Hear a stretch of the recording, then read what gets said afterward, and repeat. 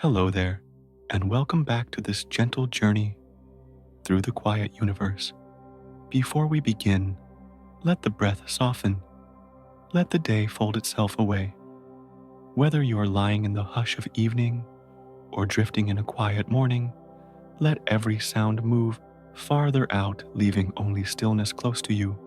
Imagine a horizon where the stars are scattered like dust on a dark velvet.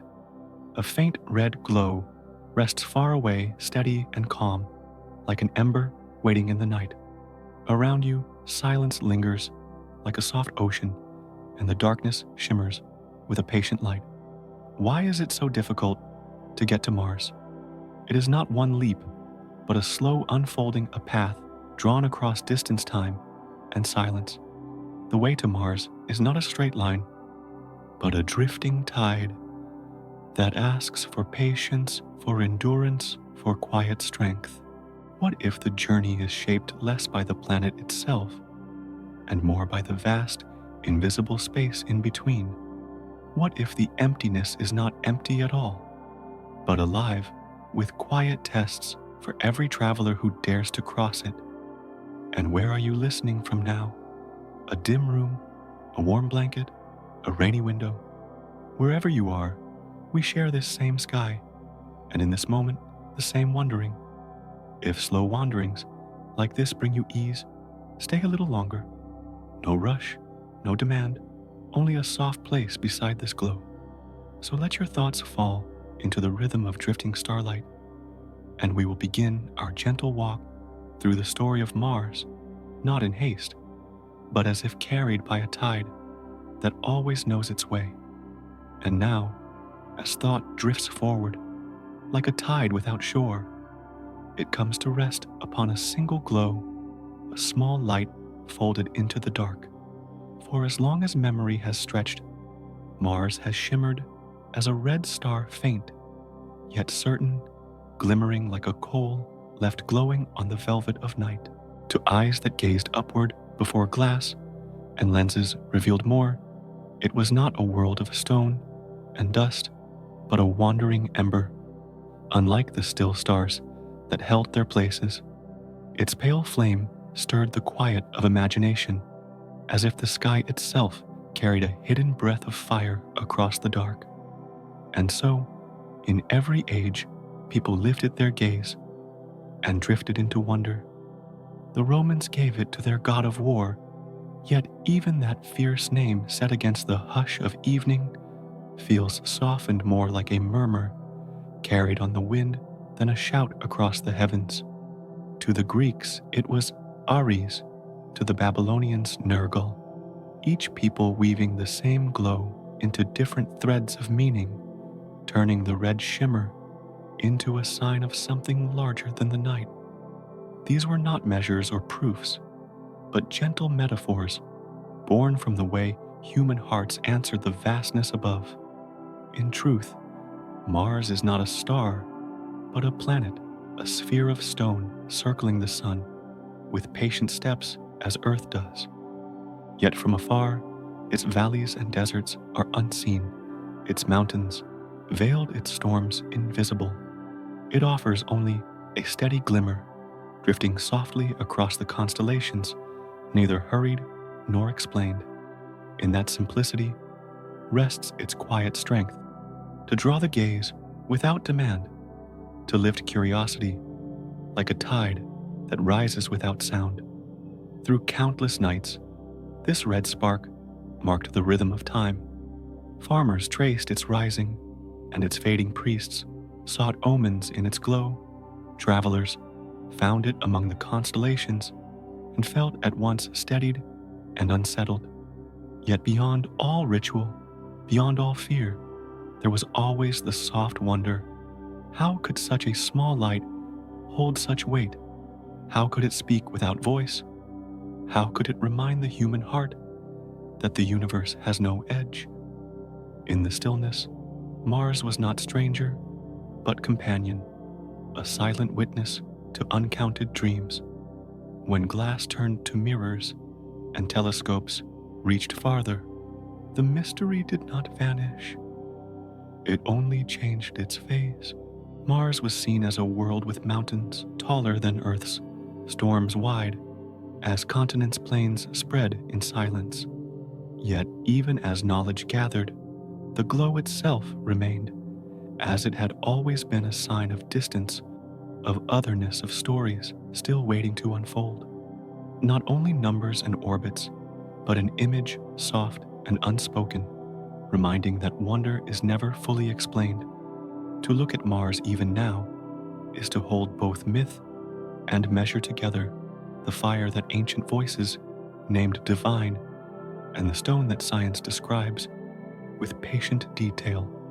It wears both masks, gently resting in the night, not as a question to be solved, but as a reminder of how thought itself can drift.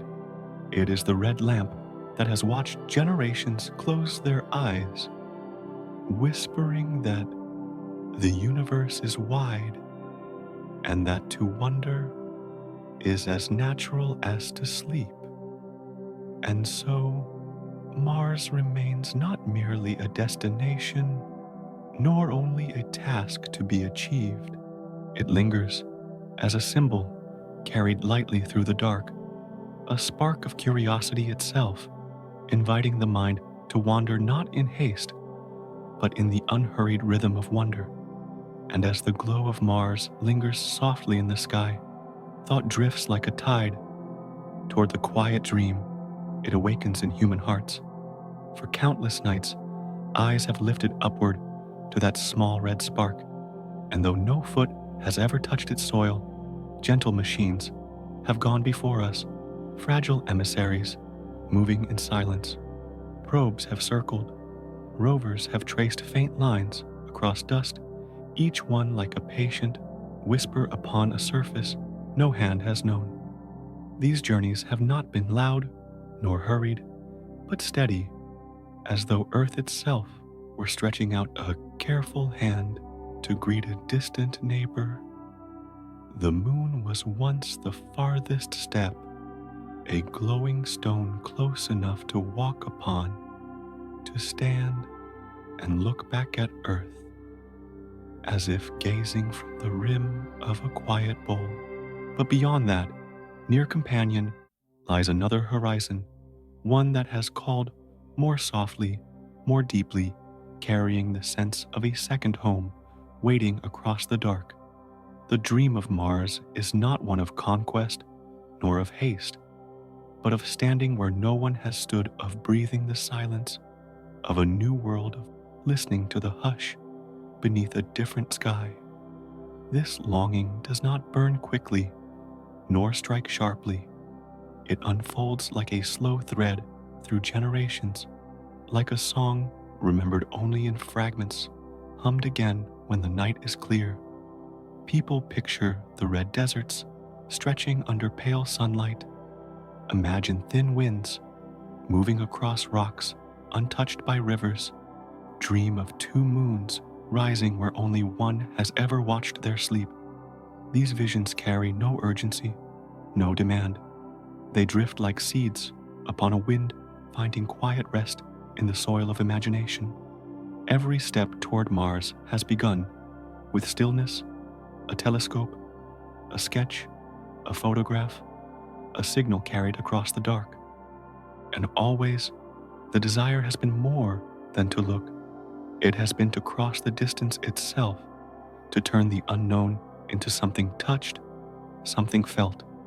And so, the dream has grown, not with shouts, but with whispers repeated softly until they become part of the quiet rhythm of human thought.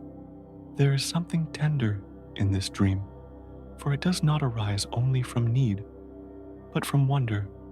To go beyond the moon is to prove that distance is not a wall, but a horizon, shifting gently closer when approached.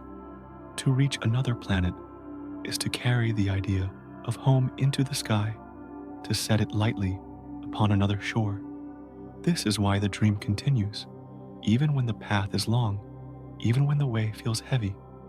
Mars waits with patience, glowing quietly as it has for ages, asking for nothing, giving only its steady light. Humanity answers not with haste, but with hope, sending small machines like footprints in the dark, preparing slowly for the day when breath itself may join the silent winds. And in this way, the dream is not only about Mars, but about the nature of longing itself, the soft pull to wander, to cross, to arrive.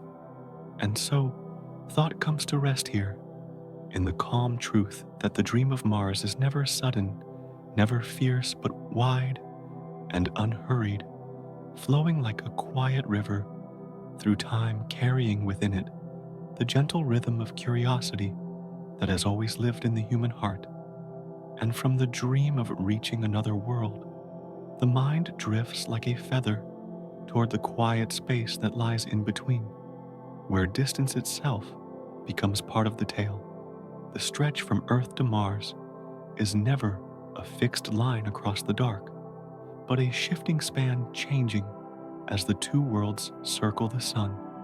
Earth turns gently in its orbit.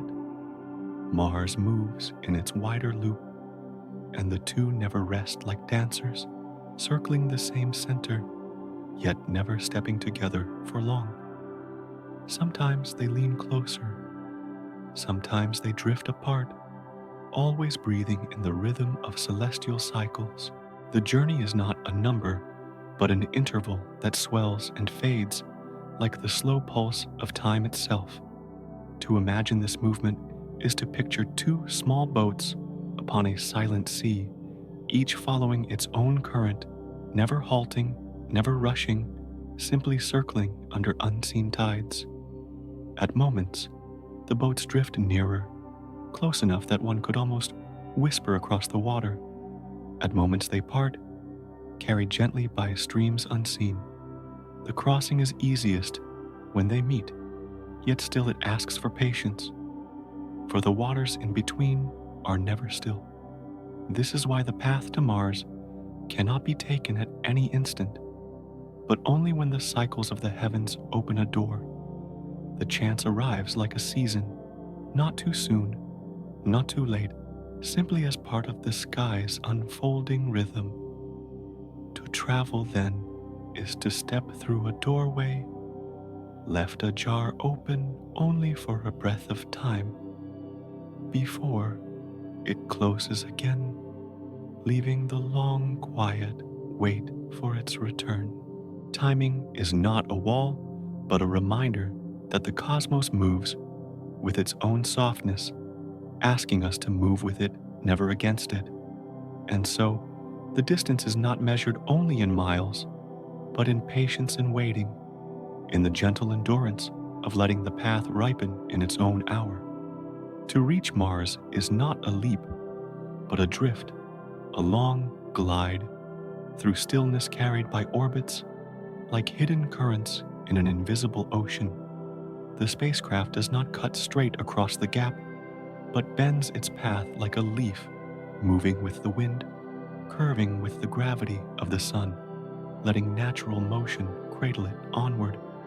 This voyage, stretched across months, is less a dash than a breathing. Each day is a ripple upon the sea each week, a tide pulling softly forward each month, a horizon inching closer. The distance is not broken in an instant, but eased away in countless small steps, each as light as a heartbeat. To imagine the crossing is to imagine a candle drifting in the night, its flame steady, its pace unhurried, its destination approaching with quiet grace. Thus, the space between Earth and Mars is not empty, not still, but alive with gentle rhythm. It is a span that teaches patience, a span that whispers of cycles older than human time, a span that must be welcomed rather than resisted. To walk such a path is to agree with slowness, to let distance unfold in its own measure, to accept that this unfolding is itself the journey. And when thought comes to rest here, the truth feels tender. To reach Mars is not a single stride through shadow, but a voyage upon quiet tides, a drift between worlds that shows how distance itself can be vast and yet soft. Beyond the long measure of distance, there opens a gentler realm where silence itself becomes the landscape. In that expanse, there is no air, no cloud, no rustle of leaves or waves, only the stillness of a void that does not echo. Silence. There is not an absence, but a presence thick and unbroken, like a dark sea resting perfectly calm beneath an endless night. The stars glow without tremble, light moves without reply, and every surface exposed to this quiet is touched only by the clear, unblinking gaze of emptiness. To imagine it is to imagine standing in a place where even a whisper dissolves before it is born, fading into nothing like mist at dawn. Through this sea, a vessel moves with patience, small and fragile, yet unwavering, like a leaf drifting upon invisible waters. Its engines press softly, not against air, not against waves, but into the pure geometry of motion itself, guiding the craft along a path carved through nothingness. No current pulls it back, no breeze carries it forward, only momentum unfolding steady and sure, like breath in the dark. It does not race. It glides with intention, held gently in a silence that seems without end. In that vastness, the ship becomes more than metal and wire. It is a quiet pilgrim, bearing within it a trace of earth, a memory of wind, of rivers, of voices, now hushed. Around it lies no shelter, no harbor, no resting island, only the long stretch of distance that opens ever farther. It survives on what it carries: air, enclosed warmth, gathered light, kindled from within, like a lantern held aloft in a night without dawn. Each pulse of energy is a heartbeat, each cycle of its systems, a quiet rhythm keeping life where otherwise nothing would stir. The perils of this sea are not loud, not sudden, but constant, woven into the fabric of the void. The cold is endless, not winter's chill, but the deeper absence of all warmth. The light of the sun still reaches, yet stretched thin, fragile as a candle flame asked to warm a cavern. The emptiness presses in, not with weight, but with absence hollow and boundless, as if it could swallow any small spark without notice. And yet, across this immensity, the spacecraft drifts on its path, fragile, yet enduring its strength, drawn not from force, but from persistence. Each step toward Mars is measured not in leaps, but in patience, for readiness is not a moment, but a condition renewed again and again, hour by hour, day by day. Instruments checked, directions, traced, systems balanced in their delicate dance. The silence does not punish, nor does it forgive. It simply waits unchanging while the traveler continues. In this way, the journey is not an assault against distance, but a meditation upon continuity, the long unfolding of effort across the stillness of space. Seen in this light, the voyage is not struggle, but surrender, not conquest, but quiet persistence. The ship floats as a leaf does, fragile, yet guided, carried not by storm, but by intention. Within its hull, a story is told in heartbeats of machinery, in the muted pulse of human hope. And though the silence around it stretches endlessly, within that silence lies a strange kind of peace, a reminder that even the most distant roads can be walked slowly, with care, with patience, with quiet grace. From the hush of space itself, the thought drifts quietly toward the question of why such a journey matters, why eyes still follow the red glow, even when the path is long and uncertain. Mars waits in patience, offering no treasures, promising no shelter, and yet the gaze returns to it, night after night, as though some hidden part of the heart already knows it cannot turn away. It is not because the land is gentle, nor because life there is assured, but because to reach outward at all is to listen to the old whisper of curiosity, a whisper that has always guided the mind across oceans and skies. This longing carries no weight of gain, but something quieter recognition. In the red shimmer of Mars, humanity sees a softened reflection of itself, a reminder that to exist is also to wonder, to drift beyond the safe edges of comfort. The barren plains, the thin breath of its air, the pale sweep of its light. These are not invitations of safety, but mirrors showing how rare and fragile Earth truly is, how seas and forests are delicate gifts cradled in time. By turning toward another world, one finds the way back to this one, breathing more slowly, with a gentler gratitude. So, the meaning folds inward as much as it unfolds outward. The path to Mars runs not only through stars, but through the inner terrain of patience, of imagination, of quiet strength. To think of stepping there is to remember that life is not bound to a single horizon, that it can stretch softly into greater distances, not with force but with endurance. Mars becomes not a conquest, but a symbol of continuity, the wish to keep walking even in silence. The reasons are not loud, and they have no need to be. They move like hidden tides, almost unseen yet steady. To dream of Mars is to honor the part of the spirit that yearns not for victory, but for presence, to stand beneath a new sky, to greet a different dawn, to let another horizon lay its stillness upon the heart.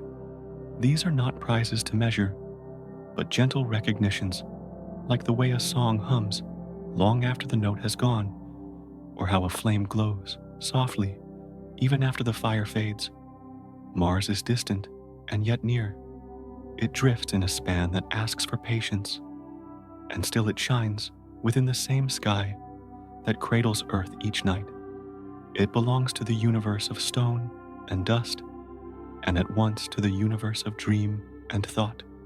To look upon it is to hold both truth and vision, both reality and story, so lightly interwoven they cannot be pulled apart. And so, the meaning rests not in the moment of arrival, but in the gentle act of reaching. Every mission, every imagined step, every faint whisper of possibility becomes part of a lullaby sung across generations, reminding that curiosity itself is a form of light.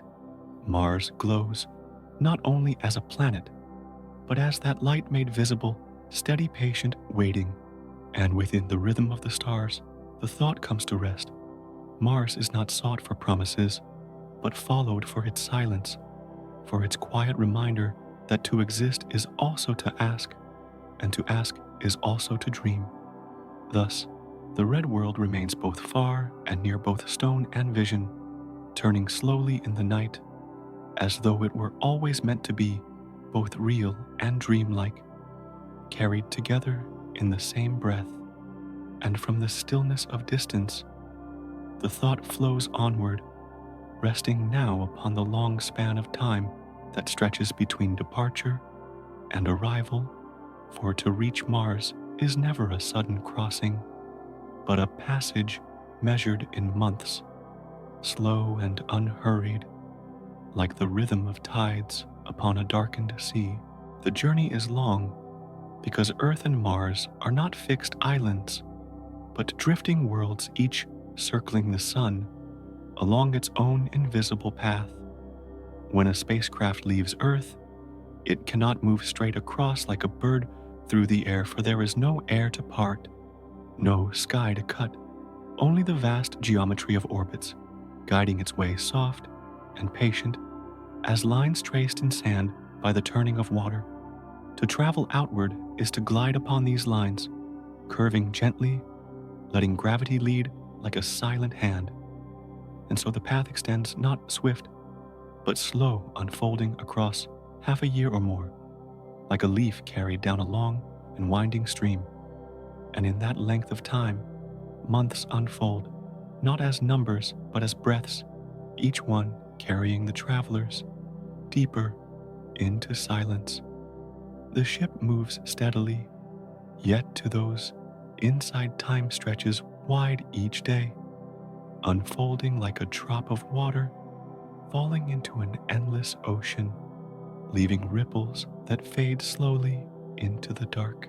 The clocks continue their quiet turning, yet the mind feels the hours like waves, rising and sinking, never hurried, never still.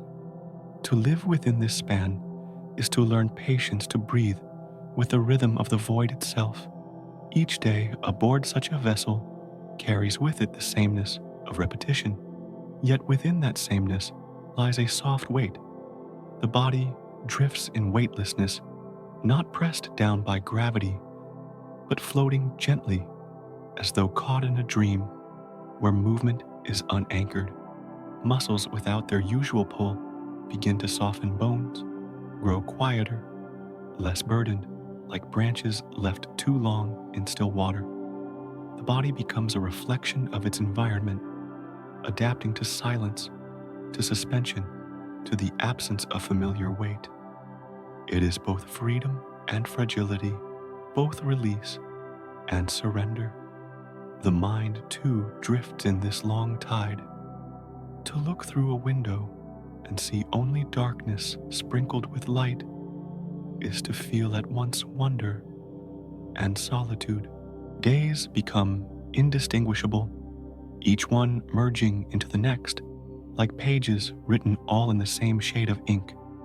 The heart carries memories of earth, of voices, of winds, of forests, moving, and holds them against the hush that surrounds.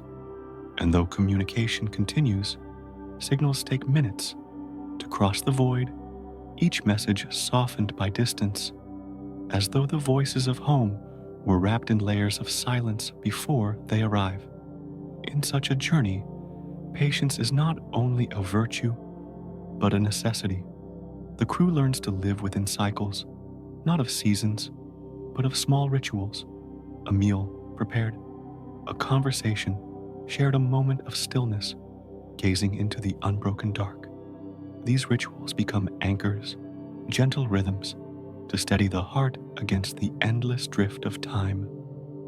And slowly, the days are no longer counted as steps toward an end, but as ripples of being, each one complete in itself, each one part of the whole tide that carries them forward. To imagine this passage is to imagine a candle floating on a lake at night. The flame is steady, its glow small, yet constant, drifting without rush, carried by unseen currents. Each moment of the journey is such a flame, fragile, enduring, patient, marking the presence of life, moving through a place where otherwise there would be none. And as the candle drifts, it does not hurry toward the far shore, but accepts the long stillness, finding meaning not only in arrival, but in the quiet persistence of its glow.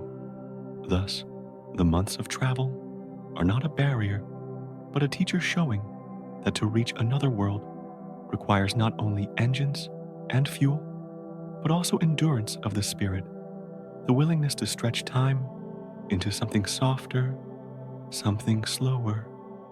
The voyage becomes less about conquering distance and more about dwelling within it, letting each day unfold like a drop upon water each night, like a breath drawn into silence. And so, the journey to Mars is long not because of failure or delay, but because such is the nature of orbits, of cycles, of the slow rhythm by which the universe turns. It is a journey measured not in haste, but in patience, in the countless drops of time that fall one by one forming an ocean of stillness that must be crossed. And in this way, the very length of the passage becomes part of the story, shaping the travelers as surely as the destination itself. As the ship drifts on, the gaze folds inward to the quiet figure inside, suspended in stillness, where gravity has fallen away. On Earth, gravity is constant, a quiet hand pressing gently down, shaping every step, every breath, every beat of motion. It holds muscles firm, it keeps bones strong, it draws each part of the body into balance, as though the whole being were tied softly to the ground by invisible threads. But in the drifting silence of space, that pull grows faint until it is almost gone, leaving the body suspended unanchored, as though caught in a dream where falling never ends. In this dreamlike state, the body moves freely, each gesture slow and unhurried, as though the air itself had turned into water and wrapped around every motion. At first, such weightlessness feels like freedom, like a gentle release from burden, a sense of floating through the night without effort, like leaves carried quietly upon a pond. Yet slowly, almost without notice, the body begins to change. Muscles no longer asked to carry the weight of steps or hold the frame upright soften little by little, as though melting into stillness. Bones once pressed firm by the pull of earth become lighter, more fragile, like branches that have rested too long in a river's flow, losing their strength as they surrender to the water's caress. The body once grounded becomes more delicate, more like the dream it seems to be living. Each heartbeat continues steady as a metronome in the silence, but the rhythm that guided it on earth is altered. The blood once drawn downward now drifts evenly, spreading in ways unfamiliar, as though the body itself were relearning the language of flow. The breath, though unchanged, feels different, for the chest rises without the weight of gravity pressing down. Every motion becomes a new pattern, a new balance, like a dance practiced not upon a floor, but in the still waters of a quiet pool. The mind, too, is touched by this absence. To float constantly is to feel as though living within a dream, stretched wide, a dream without waking. It is soothing, yet it also whispers of fragility, for the body is a creature of earth, shaped by its steady embrace. Without that embrace, it drifts not only in space, but in form, slowly becoming something softer, thinner, more fleeting. And in this change, there is both beauty and vulnerability, as though the human body were a flame flickering in air, too still to carry its heat. Yet this drifting existence carries lessons gentle and profound. It shows how deeply life is tied to the pull of the world beneath it, how every cell listens to gravity as though it were a silent song. In its absence, the body remembers how dependent it has been upon that song, and how fragile it feels when the music quiets. Muscles no longer march, they sigh. Bones no longer bear, they release. The whole being begins to echo the stillness around it, until it feels less like a traveler and more like a shadow of Earth's memory carried lightly through space. And so, living in weightlessness is both a liberation and a challenge, a dream of floating wrapped around a truth of fragility. The body continues steady but altered, carrying with it the reminder that to walk upon Mars will mean first enduring months of this silent transformation. Each day in microgravity is like a thread woven into a larger fabric, and as the days collect, the fabric itself becomes thin, translucent, delicate. In this way, the voyage teaches not only patience, but humility for the body, is not invincible, but tender as soft as water, as transient as light. It adapts, but it also fades, reminding the traveler that space is not conquered by strength, but endured by care. To live without gravity is to live in a dream, both beautiful and precarious, a dream where every breath is at once free and fragile, drifting softly within the endless night. And as the body drifts softly in weightlessness, thought flows outward again into the space that surrounds it, a space not only silent and dark, but filled with things unseen, moving quietly through the endless night. Radiation, in its simplest sense, is the travel of energy carried as though on invisible streams, crossing the cosmos without pause. In space, these streams are not blocked by air or softened by clouds, for there is no atmosphere here to catch them, no sky to scatter them into gentle light. They come as though from nowhere, particles too small for eyes to notice, too quiet for ears to hear, moving without sound, without color, like dust that glides unseen across a sunbeam. And yet, though invisible, they pass through, brushing softly against whatever they meet, even the bodies of those who drift within their path. To imagine them is to think of grains of sand carried by a wind that cannot be felt, or tiny motes of dust suspended in a shaft of sunlight, dancing slowly, crossing one another, vanishing as they drift. They are not harsh in their arrival, but constant, as though the universe itself is always whispering, sending countless threads of quiet energy across its wide expanse. A traveler through space becomes like a figure walking through a field of drifting pollen, touched by things that cannot be seen, wrapped in a shimmer that is more felt than known. On Earth, the planet's atmosphere and magnetic field serve as guardians, soft blankets of protection that shield the surface from much of this invisible tide. They turn aside the streams, scatter the particles, wrap life in a gentle cocoon of safety. But in the open silence between worlds, that cocoon is left behind, and the body floats within the current itself, touched by its steady, unseen flow. It is not violent, not sudden, but patient, a presence that lingers, with every moment woven into the very airless expanse. Each particle that arrives is like a faint spark crossing the dark, a grain of light moving at unimaginable speed, yet soft as a thought when it meets the skin.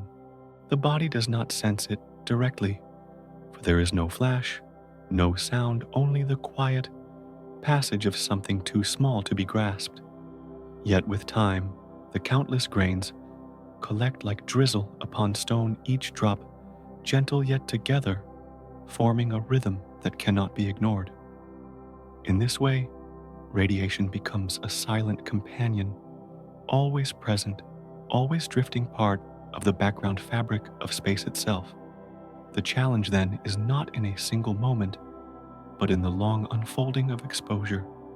A day passes, and then another, each one carrying with it the soft brush of these unseen travelers. Weeks and months follow, and the body, fragile as a flame carried in still air, continues onward, receiving what the darkness offers. It is not the loudness of danger, but the constancy of presence, a gentle reminder that space, though vast and quiet, is never empty. And so, within the ship walls are placed between the travelers and the void layers, meant to soften the touch of what moves unseen outside. They do not stop everything, for nothing can, but they dim the flow like curtains, softening the light of morning or clouds drifting slowly across the sun. The journey continues in this way, wrapped in protection yet still touched, always balanced between safety and exposure, always requiring patience and care. This is why the path to Mars is long, not only in distance and time, but also in endurance of the unseen. For as months stretch, radiation remains weaving itself into the story of the voyage like a quiet hum that never ceases. It does not hurry. It does not rest. It simply is like the steady rhythm of waves upon a shore or the unbroken stillness of night itself.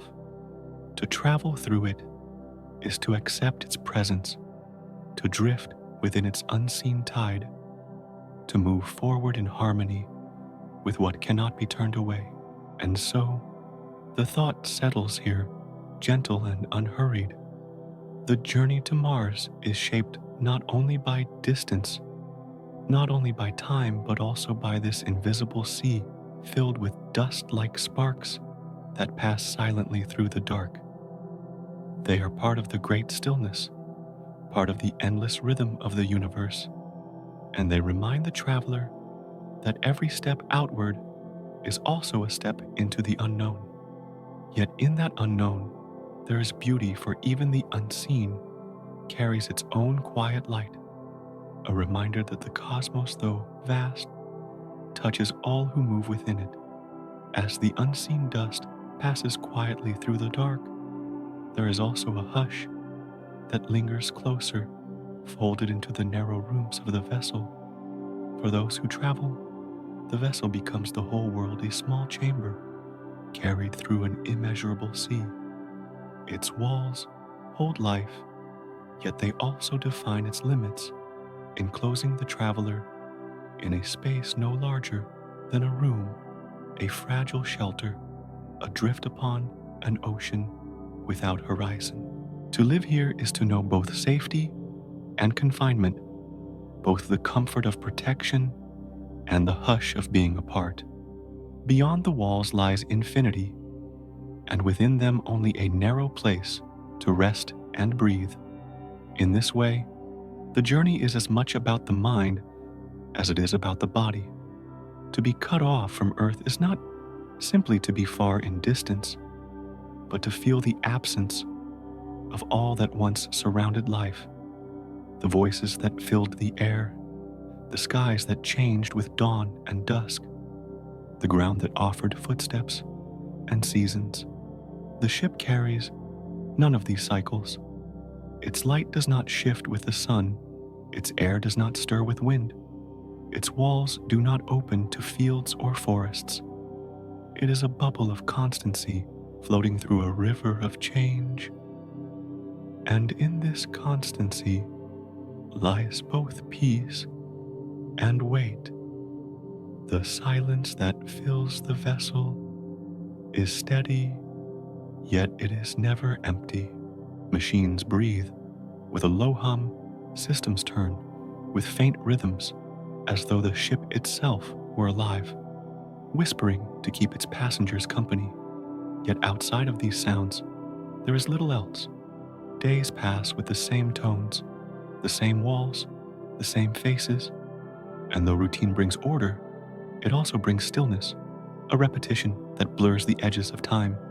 Hours dissolve into one another, and the mind drifts between wakefulness and dream, unable to measure the passage except by its own slow rhythm. Isolation is not only the absence of others, but the presence of unchanging closeness. Companions share the same narrow rooms, the same air, the same long stretches of waiting. There is no door to step outside, no window to open into the breeze, no place to walk where silence might be broken. And so, the closeness itself becomes another form of solitude, where each person feels both surrounded and alone, both part of a small circle, and yet far from the greater circle of Earth. It is like living within a single room, carried endlessly across a dark ocean. Outside, stars drift in their countless numbers, yet they cannot be touched. Inside each corner is familiar, each gesture repeated each sound, a soft echo. The immensity of the cosmos presses against the walls, while the narrowness within presses gently upon the mind. Between the two, the traveler breathes steady, but aware always, balanced between vastness and confinement. Yet silence is not only a trial, but also a companion. It moves with the traveler, offering space for reflection, for thought, for the slow unfolding of memory. In its quiet presence, the heart learns to settle, the mind learns to listen to its own rhythms, the body learns to drift without haste. At times, the stillness soothes, wrapping the traveler like a blanket of night. At times, the stillness weighs, reminding of how far away the world of rivers, voices, and winds has become. Silence, then, is both gentle friend and quiet test, asking endurance while offering rest. To live in such a state is to breathe with patience, to allow each moment to pass without demand, to treat repetition not as burden, but as rhythm. The mind, though it longs for change, can also learn to float, to accept sameness, as though it were the tide of an endless sea. In this way, the challenge of isolation becomes not a wall, but a mirror, reflecting the inner landscapes of thought and dream, reminding the traveler that even in confinement, there is space enough to wander inward. And so, the journey through isolation is neither loud nor sudden, but slow and continuous, as gentle as the hum of machinery and as steady as the stars outside the window. It is not only a challenge to endure, but also a rhythm, to learn a rhythm that echoes the nature of space itself, wide, unchanging, and infinite in its silence. The quiet rhythm of isolation blends softly into another truth, that the silence does not only hold the traveler, but also the vessel that carries them, a companion, just as fragile, just as patient. The spacecraft, small against the immensity, is a lantern held against the darkness, a thin shell separating breath from the infinite stillness.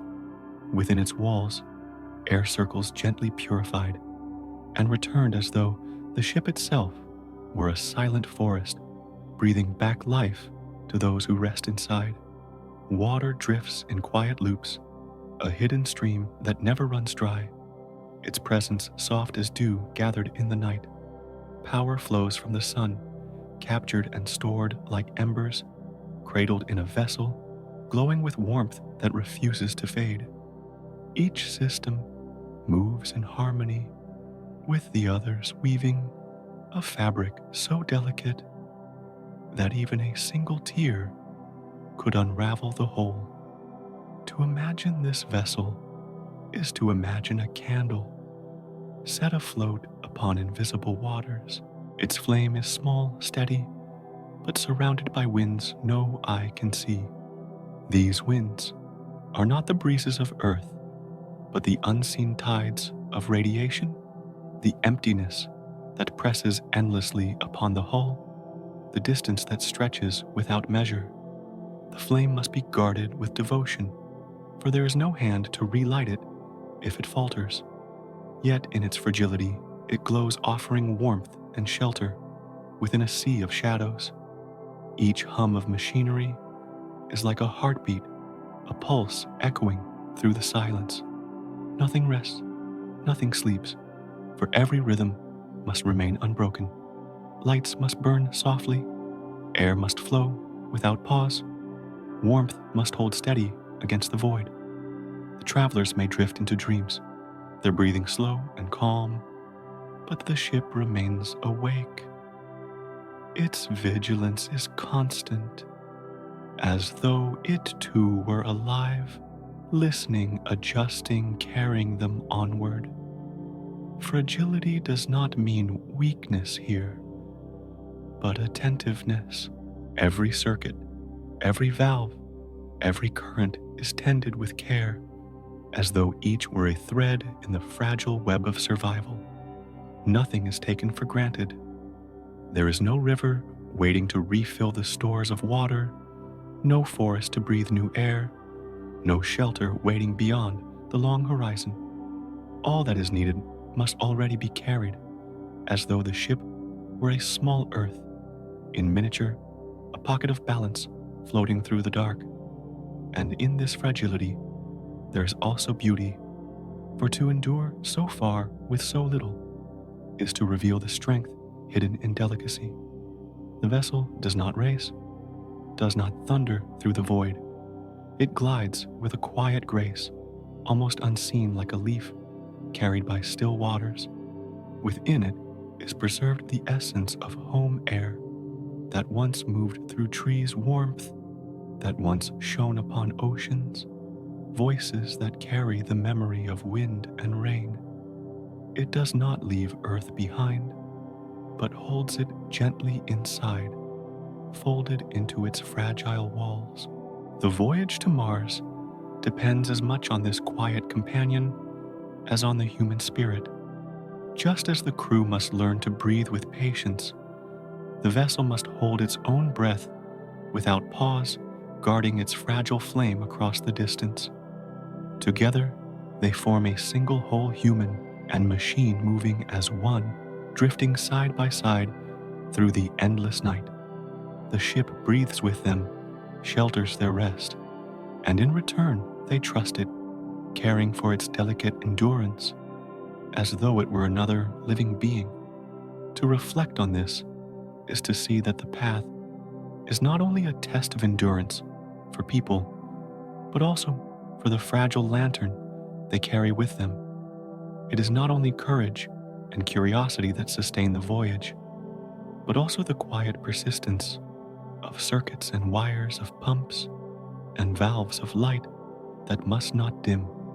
The fragility of this balance is what makes it precious, for it shows that even in emptiness, life can be kept alive when flame and breath are guarded with devotion.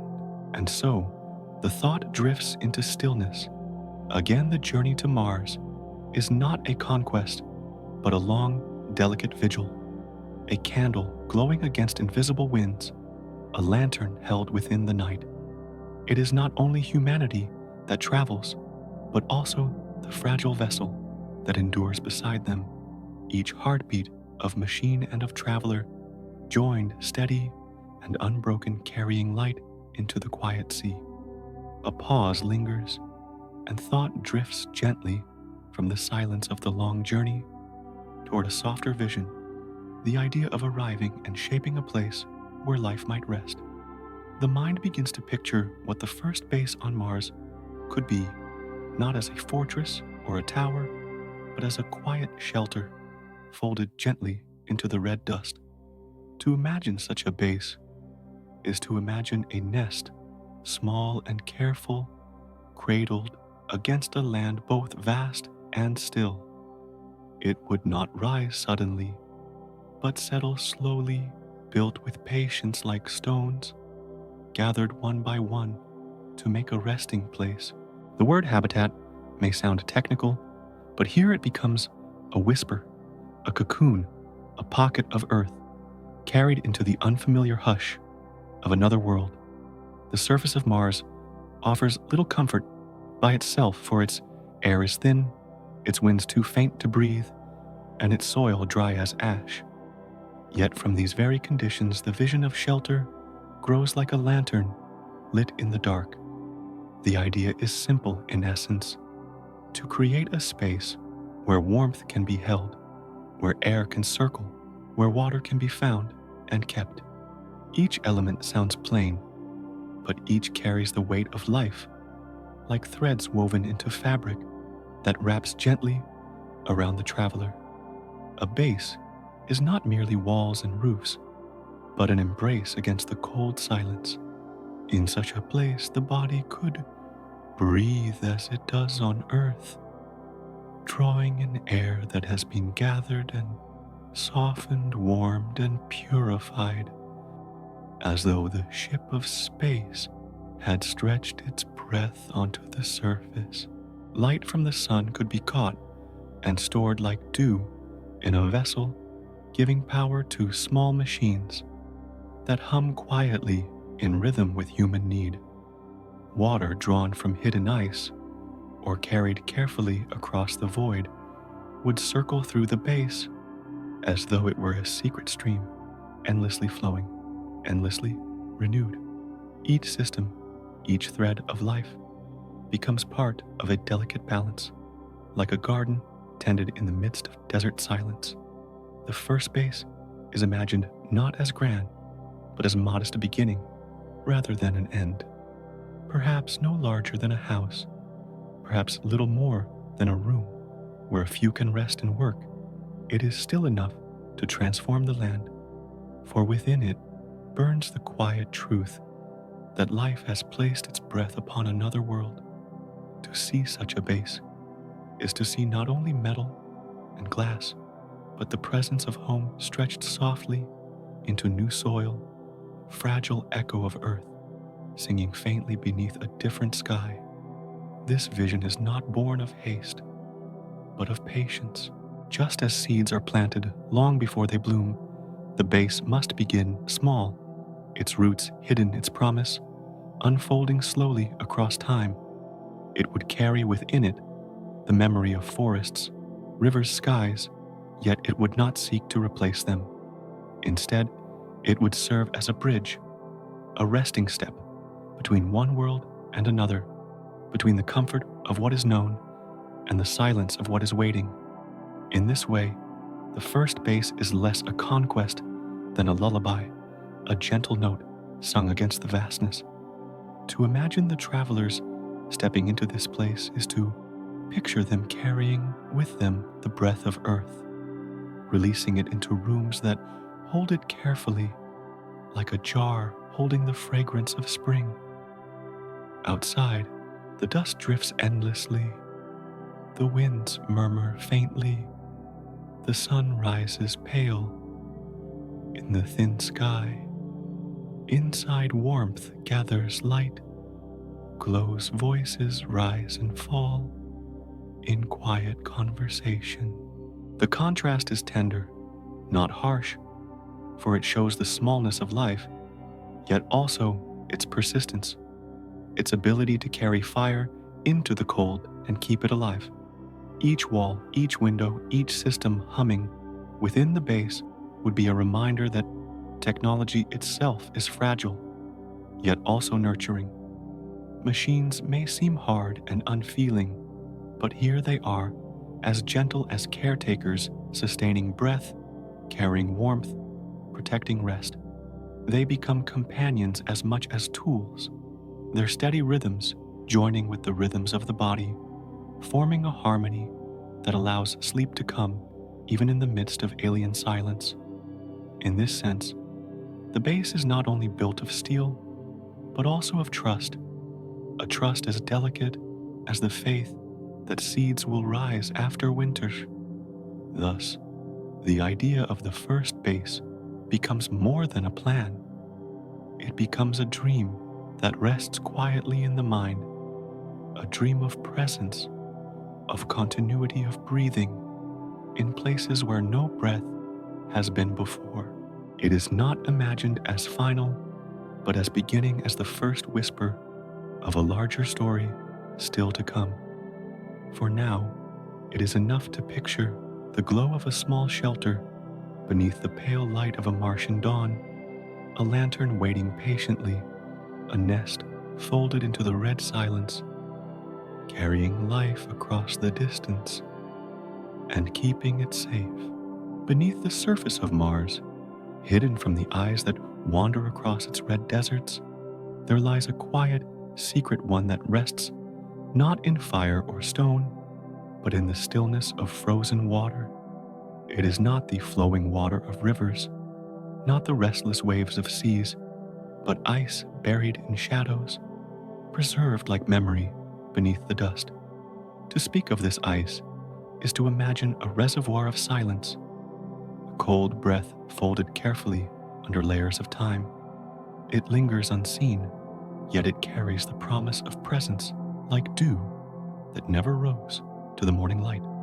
Scientists call it subsurface ice, a term that sounds firm, but it softens when thought of as a hidden frost, a crystal veil beneath the soil. In this hush, the word subsurface becomes not a barrier, but a blanket, something that covers gently as though the ground itself were keeping a dream safe. The word ice, so simple, turns tender when pictured not as something hard, but as quiet clarity, as the shine of a frozen pond beneath moonlight. Beneath Mars, the frost is like a whisper of past waters still resting, still waiting, still breathing its slow rhythm in the dark. The presence of this frozen water has been sensed by machines orbiting high above, sending signals that reveal more than the eye alone could see. Radars and detectors measure reflections, but their voices are soft, returning patterns that must be read with care, like echoes in a cave. These signals tell of hidden sheets, not wide oceans, but layers tucked under dust and rock, preserved by the chill of Martian nights. To imagine them is to imagine snow, buried under endless sand, still cold, still intact even as ages pass quietly over it. From here, the thought moves to what this hidden water might mean. For those who dream of setting foot upon Mars, such frozen reserves are more than a curiosity. They are like wells asleep beneath the earth, waiting to be awakened. Water, after all, is life, and even in frozen form, it carries the memory of rivers, the echo of rain, the softness of mist. To imagine uncovering such ice is to picture a slow unfolding, like finding a spring in a desert, not sudden or dramatic, but gentle, like a cup of coolness placed in tired hands. Yet this ice is not only about survival, it is also about connection, for where there is frozen water, there may once have been flowing streams, and where streams once moved, there may have been moments of warmth, of shelter, of possibility. The presence of subsurface ice is like a story half written, its words buried under dust, its sentences faded, but not gone. Each layer speaks not only of the present, but of what has been carrying hints of cycles that once shaped the planet with their rhythm. The ice becomes a page in the diary of Mars, a page that is quiet but still legible to those who listen gently. Thus, the image of Mars softens again, no longer only a dry desert, no longer only a barren stone, but a world that holds in its depth something tender, something preserved. The ice becomes like a pulse beneath the surface, a reminder that even in silence there are traces of breath. To dream of touching it is to dream of touching the memory of another time, to place one's hand upon a frozen window and feel the faint chill of history. In this way, subsurface water is not only resource but poetry, not only matter but meaning. It is easy to picture the ground above as silent plains, lit by pale sunlight, carrying winds that lift the dust in slow spirals. Yet below, there rests this hidden frost, unmoving, unseen, and yet full of quiet importance, like roots of a tree that lie unseen while holding all above. Steady the buried ice holds within it the quiet strength of possibility. It does not need to be hurried nor forced, for its presence is already enough a reminder that Mars is not lifeless, but layered, carrying secrets folded into its very skin. To rest upon this thought is to feel how every world carries more than what is seen. The red surface glows with dust and stone, yet beneath it lies this other face, cool and clear, like a shadowed mirror. The hidden ice is part of the rhythm of the planet, part of the balance between warmth and cold, part of the slow breathing of cycles too vast to rush. It is one more reminder that the universe, in its silence, always holds more than it first reveals. Like frost waiting under soil for dawn, the thought of subsurface ice remains gentle, unhurried, patient. It is both fact and symbol, both presence and promise. In the quiet journey to Mars, it becomes a beacon, not of fire, but of water, not of urgency, but of calm, showing that even in the most distant places, there is always something tender, resting beneath the surface, waiting softly in the dark.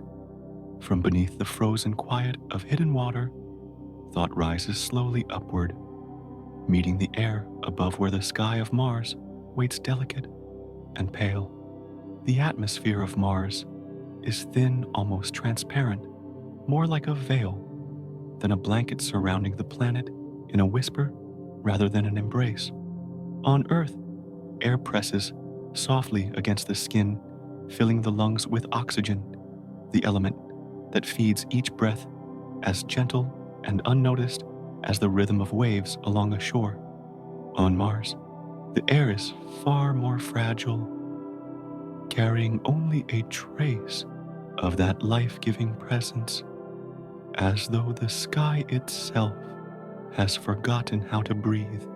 To imagine it is to imagine standing on a high mountain where the air grows faint, and then to soften that thought further, picturing it as a dream where breath feels both present and elusive.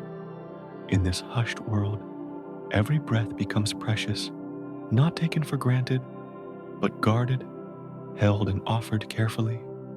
The thinness of the atmosphere means that lungs so accustomed to fullness would find only emptiness, like hands reaching into mist.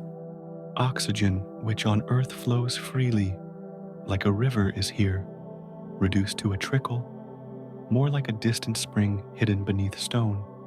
To live in such air is not simply to breathe, but to create breathing anew, to weave it gently within shelters where machines act as silent gardens, turning carbon dioxide into the promise of breath. The whisper of this atmosphere is not only light in substance, but also quiet in strength. On Earth, air carries sound, carries warmth, carries clouds and rain, all the moving textures of weather. On Mars, it carries almost nothing too thin to hold the weight of a storm, as Earth knows it, too faint to spread warmth evenly across the land. The air lies upon the planet like a silk thread stretched too wide, delicate, unable to gather itself into fullness. It is a sky that feels more like a shadow, a suggestion of presence, rather than a companion. Yet even in this thinness, there is beauty, for the light of the sun, traveling through such a veil, takes on colors that Earth does not see. Sunsets on Mars drift into soft blues horizons, tinted with delicate shades, as though the air were painting with fewer strokes, leaving behind only the quietest tones. To stand within such a sky would be to see not abundance, but refinement, not fullness, but clarity, as though the world itself had been pared down to its simplest breath. The stillness of that sight carries its own calm, like the hush that follows twilight, when the air seems almost to hold its breath. For travelers who come to Mars, the thinness of air becomes both a challenge and a lesson. It cannot be entered unprepared, for lungs would search and find too little. Yet with care, shelters can be built where breathing is possible, where air is thickened and softened, made to resemble the embrace of Earth. Machines hum gently, weaving oxygen like invisible threads, filling each chamber with the quiet gift of breath. In this way, technology becomes a tender gardener, planting invisible seeds of air where none would otherwise grow. To imagine living in such a place is to imagine being wrapped within two worlds at once, outside a silence where the sky cannot fill the chest, and inside a quiet sanctuary where air is cultivated like a fragile crop. Each inhalation would feel more deliberate, more treasured, as though the body were learning to savor breath the way one savors a drop of water on a dry tongue. Breathing itself would become a rhythm of mindfulness, a reminder of both fragility and endurance. Thus, the air of Mars is not absent, but faint, a ghost of what Earth carries in abundance. It is a veil rather than a blanket, a whisper rather than a voice, a reminder that life does not flow here naturally, but must be invited, created, and sustained.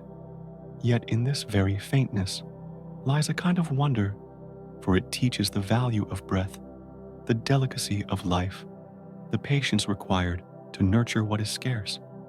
To rest within this thought is to see the atmosphere not as a barrier, but as a gentle test, a quiet question asked of anyone who would step here. Can you cherish breath enough to make it your companion, even when the sky offers almost none? The answer comes not in force, but in care, in the slow weaving of air within quiet walls, in the soft rhythm of lungs that continue to rise and fall, even in a world where the sky itself barely breathes. And so, the thought drifts onward, carrying with it the gentle truth that even in thinness, even in scarcity, there can be calm. For the act of breathing, though fragile on Mars, remains what it has always been, the most natural of rhythms, the slow tide that carries life forward, one breath at a time across the silence of another world.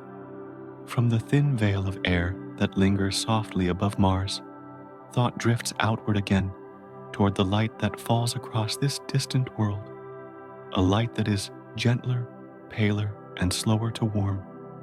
The sun seen from Mars is the same star that rises each morning on Earth, but here it glows with a softer voice, its rays stretched farther across space, arriving thinner, as though filtered through layers of invisible mist. On Earth, sunlight pours down like a river, filling the day with brightness, scattering shadows and warming skin with a touch both steady and familiar. On Mars, it comes more like a delicate stream, a slower trickle of warmth, enough to touch, but not enough to embrace. It is still the sun, yet its presence feels distant, almost shy, as though it were watching from farther away. The sky itself responds to this faintness, carrying light differently than on Earth, where Earth's air scatters the sun's rays into blues and golds. Mars, with its thinner veil, lets the light fall straighter, less softened, casting longer shadows, gentler hues. Days on Mars seem quieter, the light less insistent, as if the planet itself has chosen to rest beneath a calmer dawn. To imagine standing beneath that sky is to imagine a world lit not by brilliance but by a kind of twilight stretched across the day, subdued, tender, almost dreamlike. This fainter light shapes not only sight, but also time. On Earth, sunlight drives the cycles of growth, of warmth, of rhythm in body and mind. On Mars, the light is like a candle flame, across a wide hall, reaching the walls, but never filling the space completely. Plants, if they are to grow here, must be sheltered and tended, placed under glass that gathers and magnifies the light, like cupping hands around a flickering ember to keep it alive.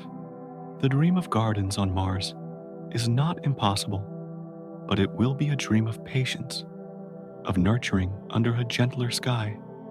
The warmth of the sun, too, feels different here, where Earth holds heat in its oceans, in its atmosphere, wrapping itself in layers that keep the air alive. Mars lets it slip away. The thin air cannot hold the warmth, and so days may brighten, but nights quickly fall back into chill like a breath that never lingers. The sun shines, yet its touch fades swiftly, leaving shadows to stretch across stone. Still in that fleeting warmth, there is a beauty, for it makes each beam precious, each glimmer of heat, small treasure carried through the cold. To the eyes of travelers, the sun from Mars would look smaller, its disk less commanding, as though the star itself had withdrawn slightly, keeping its brilliance at a distance. Yet this smaller light has its own quiet grace. It does not overwhelm the horizon. It rests there gently, letting the sky hold more of its own silence. The familiar becomes unfamiliar, and in that change lies wonder, for the same sun that burns so strongly on Earth can appear so fragile here, a reminder of how space stretches, how distance softens even the brightest flame. In this way, the light of Mars becomes more than illumination. It becomes a companion, teaching slowness, teaching reverence. To walk beneath such a sky would be to notice more deeply, to linger in the subtle shades of shadow, to see beauty not in the flood of brilliance, but in the patience of dim glow. The sun here is still the keeper of days, but it counts them more quietly, marking time with a softer hand.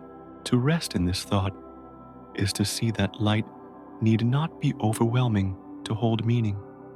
Even when thin, even when faint, it still guides, still warms, still reminds of connection to the great star at the heart of the solar family. On Mars, the sun teaches that presence can be gentle, that even across distance, warmth and brightness continue like a memory that refuses to fade. Thus, the weaker light does not diminish the dream of Mars. It shapes it, softens it, turns it into something quieter, slower, more fragile, and more precious. To imagine living there is to imagine cherishing each glimmer, each shadow, each shift of hue, as though it were a whispered gift. For in the faint sunlight of Mars lies not loss, but a lullaby, a steady glow across stone and dust, reminding that even at the edges of reach, the sun still shines. From the thought of sunlight falling gently upon stone, the mind drifts softly into another question, quieter still, what it would mean to live beneath such a sky, to carry Earth's breath into a place that was never shaped for it. For many, the image of Mars has long been a dream, painted in colors of hope and wonder, like a new frontier shimmering at the edge of thought. In this dream, domes rise across the plains, like bubbles of glass, each one filled with gardens and voices, warmth enclosed against the cold. Within them, people walk freely, as though the planet had already become a second home, its silence replaced by laughter, its thin air traded for the fullness of song. These visions are soft, like mirages woven gently into imagination, carrying the comfort of possibility. Yet the truth beneath these dreams is quieter, slower shaped, less by ease than by patience. Mars, with its dust and chill, with its thin breath and faint light, does not offer a welcome. It waits still and unchanging, as though to remind that life here is not natural, but borrowed. To live on Mars is to build a cocoon, fragile, yet enduring a space where Earth is carried inward in air, in water, in warmth, like seeds preserved carefully against the dark. It is not conquest, but careful tending, as though each step upon the ground were the laying of roots in soil that was never meant to sprout. To think of daily life here is to imagine rhythms, both familiar and altered. Mornings would begin not with the rising of the sun across an open sky, but with light switched gently on inside narrow walls, an imitation of dawn. Breaths would always be taken within the shelter of crafted air, each inhalation a reminder of distance, each exhalation a fragile offering to the systems that sustain. Steps outside, if taken at all, would be wrapped in layers of protection, each movement slowed, each gesture careful, as though one were walking not through a neighborhood, but through a dream where even the air could not be trusted. In such a life, the mind would often return to earth, to memories of breezes and rain, of rivers spilling freely, of voices heard without delay. Yet within this longing might also grow a gentler strength, a way of cherishing what is fragile, of noticing each drop of water, each breath of air, each glimmer of light, as though it were more than ordinary. To live on Mars would be to live with constant awareness, not of burden, but of the delicate balance that keeps life alight. Dreams and realities fold together here, not in opposition, but as two layers of the same veil.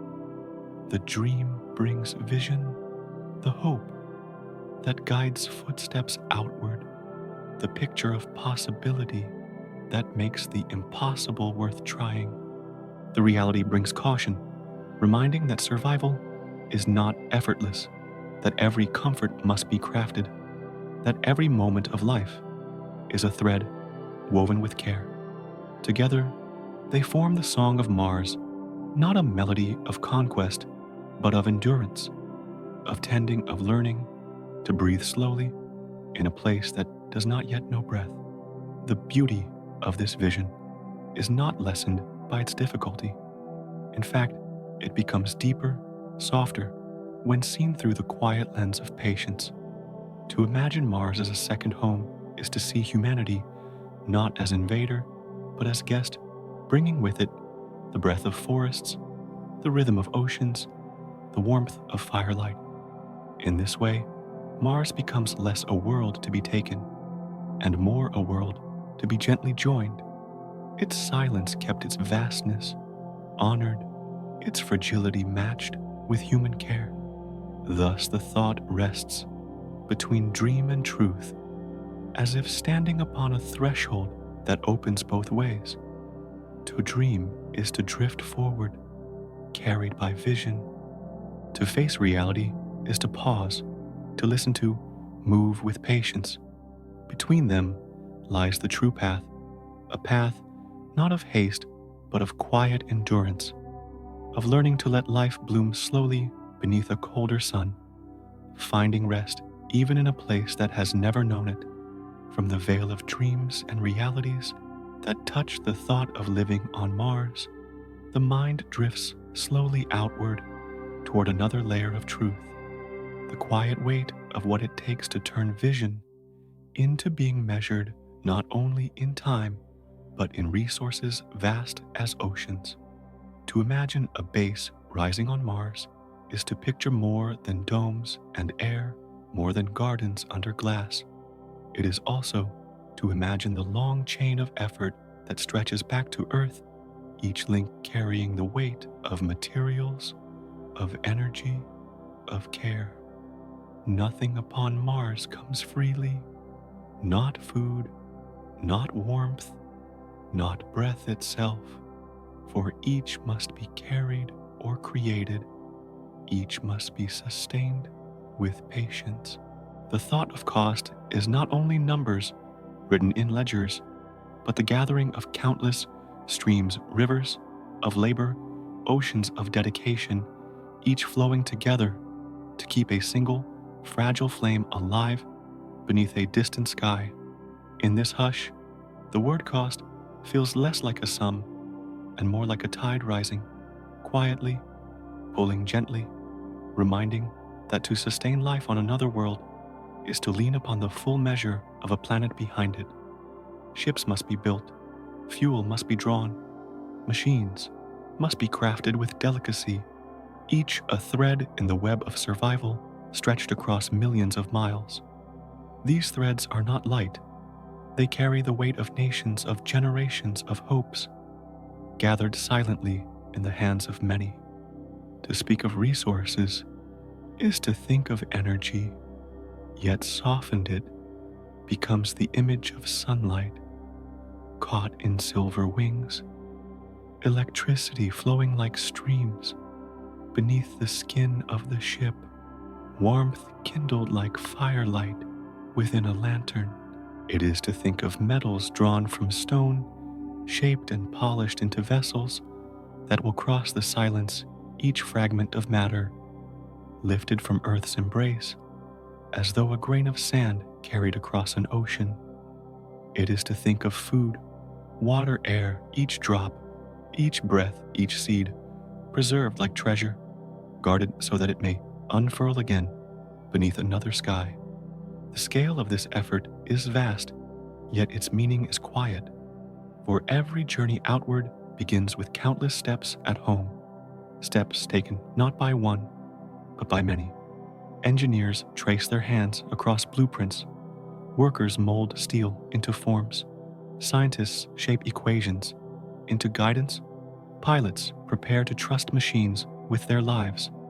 Behind every traveler who lifts away from Earth is a world still watching, still giving, still carrying the weight so that one small vessel may drift across the void. Thus, the cost is not only material, but human, not only energy, but devotion. Each act of preparation is a gift of time, each piece of machinery, a fragment of thought made solid.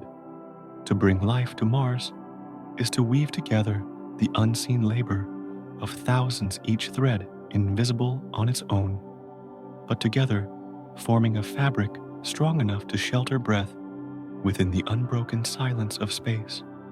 To rest within this truth is not to feel burden, but to feel the rhythm of interconnection. Just as a tree draws water through its roots and sunlight through its leaves, so too does a mission to Mars draw life from countless sources, each part sustaining the whole. No traveler arrives alone. They carry within them the weight of every hand that built the ship, every mind that shaped the path, every heart that dreamed of reaching further. It is easy to see the glow of Mars in the night sky as a simple spark, distant and delicate. Yet to move toward it is to gather oceans of strength, mountains of patience, and skies of hope, all drawn together into one fragile vessel. The cost is not loud, not sudden. It unfolds like a tide, steady, inevitable, flowing onward in silence until the ship is born, until it begins its slow drift toward that faint red glow. In this way, the thought of cost softens, becoming not a number to be measured, but a reminder of scale of the quiet immensity required to lift life beyond its cradle. It shows that to reach Mars is not only to cross distance, but to gather the whole breadth of Earth into one long exhale, carried into the dark. And as the mind drifts here, the recognition settles gently. The dream of Mars is beautiful, but it is also heavy, carried not by one, but by many, not by ease, but by patience. It is a weight that rests quietly upon humanity's shoulders, reminding that every ember glowing beneath another sky is first kindled by countless sparks at home.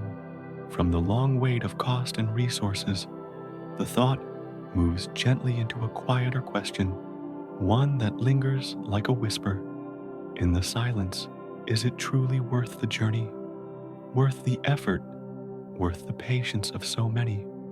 The glow of Mars in the night sky has always been soft, no brighter than a wandering star, no nearer than a faint ember resting far beyond. To chase it requires rivers of effort, oceans of energy, lifetimes of thought. Yet still, eyes turn upward. The question is not sharp, but gentle like the rustle of leaves at dusk. Why do humans reach toward what is so distant? Why pour such weight into a dream painted in faint red light? In this hush, the answer feels less like a statement and more like a tide rising and falling without finality. To go to Mars is not only to arrive at a place, but to stretch the measure of what is possible, to remind the heart that limits are not walls, but horizons that drift farther each time they are touched. Whether that is worth the effort cannot be captured in numbers, for numbers rest on paper, while worth rests within the quiet rhythm of longing. The worth is found in discovery, yet softened. It is like the opening of petals beneath a dim sun. To learn how another world breathes, to uncover frozen water beneath dust, to feel the silence of a sky that has never known voices. These are not riches, not treasures, but gentle reminders of how wide existence truly is. Each piece of knowledge is a drop of dew, small and fleeting, yet together they form a shimmer that lightens the vastness of the unknown. There is also worth in perspective, for to look outward is always to look back inward. Mars in its thin air and barren plains shows how rare Earth is, how delicate the forests and seas that cradle every breath. To ask whether Mars is worth the cost is also to ask whether the act of caring for Earth is worth the reflection, for each step toward the red world turns attention homeward again, carrying with it a deeper stillness, a quieter gratitude. Thus the question folds upon itself, becoming not an argument of value, but a meditation upon meaning. The worth of Mars lies not in what it gives, but in what it asks: patience, endurance, humility. It asks for care in the face of fragility, for persistence across silence, for trust in the long rhythm of time. These are not burdens, but lessons woven gently into the fabric of the journey, lessons that linger even if no foot ever presses its soil. The worth is also found in continuity, for as long as people have lived, they have looked beyond the edges of what they know across seas, across skies, across shadows of the unknown. Each crossing seemed impossible until it was done, and each brought with it not only new places, but new ways of seeing. To walk toward Mars is to carry that same quiet thread forward, weaving the old rhythm of exploration into the fabric of tomorrow. Whether or not Mars welcomes life, it has already welcomed wonder, and that alone carries its own gentle weight. In the end, the question remains soft and unanswered because it does not need resolution. To ask, is it worth it, is already to touch the heart of curiosity, to lean into the silence with listening. The worth is not a conclusion, but a presence, a breath that lingers, a thought that drifts across generations like a song never finished.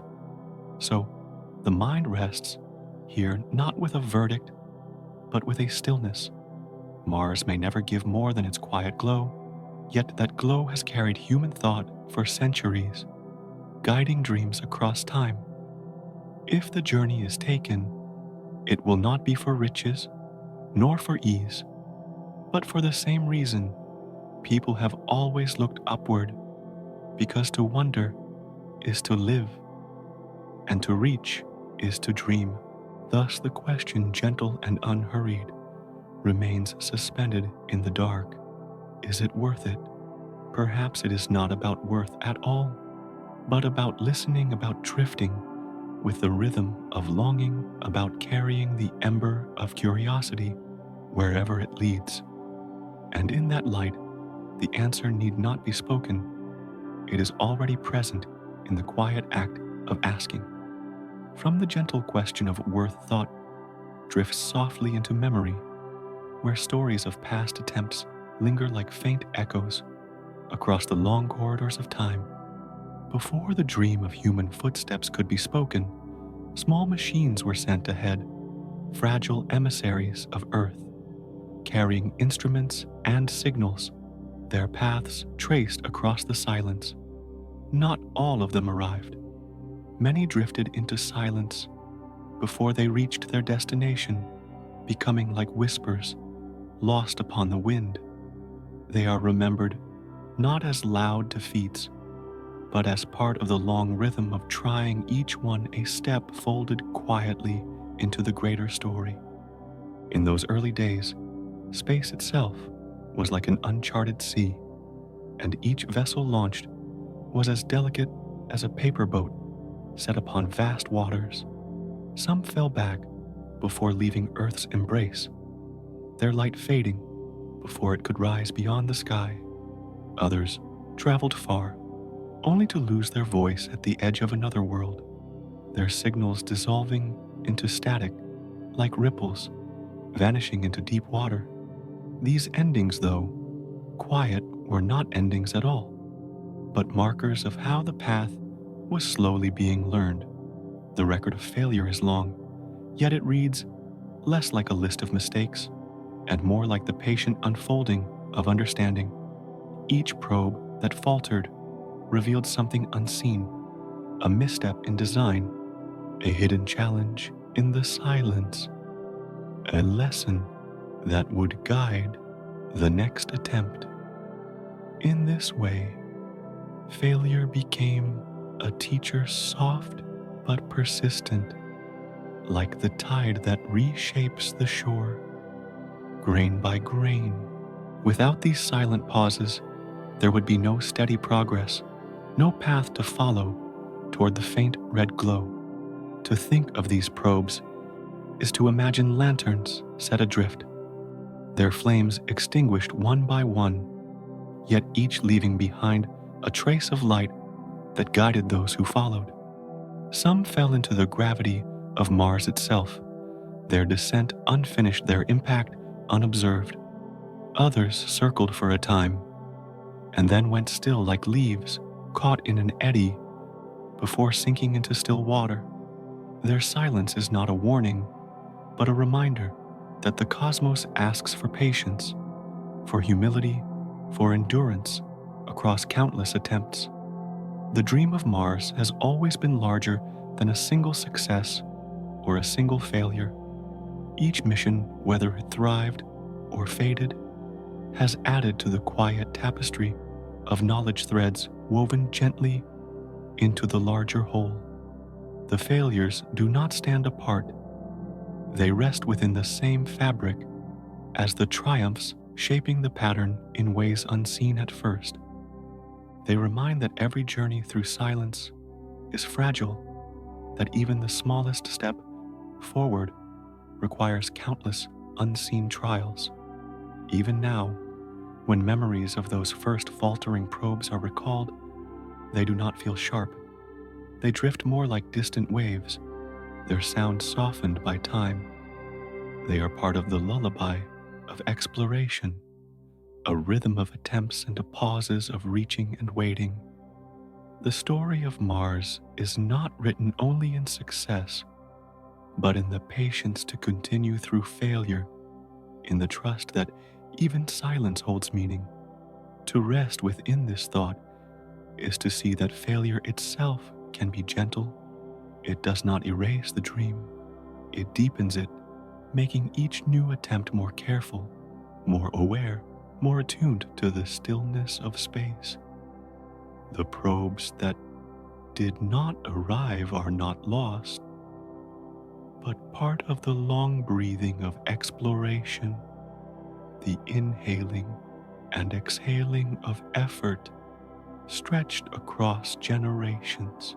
Thus, the failures of the past are not shadows, but echoes, lingering softly, reminding that the path to Mars has never been straight or simple. It has been a slow unfolding, shaped as much by pauses as by progress, as much by silence as by sound. And within this rhythm lies the quiet truth. Every probe, whether it reached or not, carried with it the same ember of curiosity, the same light of longing, the same gentle persistence to know what waits beyond. So the thought settles here, calm and unhurried. The history of failed probes is not a story of loss, but of learning, of patience, of trust in the long rhythm of discovery. Each silence they left behind is part of the lullaby of exploration, carrying forward into the present, guiding softly toward what is yet to come. From the quiet memory of past failures, thought moves softly into the patience that always follows, like a tide drawing back to gather itself again. Science has never hurried. It moves with the slowness of planets, in their orbits steady and unbroken circling, with rhythms older than memory. Each discovery, each attempt rests upon the countless steps before it, like grains of sand slowly settling into a shore. The dream of reaching Mars, of touching its surface with human hands, is not a sprint, but a long breath drawn in and released over decades. In this hush, patience reveals itself as more than waiting. It is the steady heartbeat beneath every calculation, every launch, every quiet failure that becomes a lesson.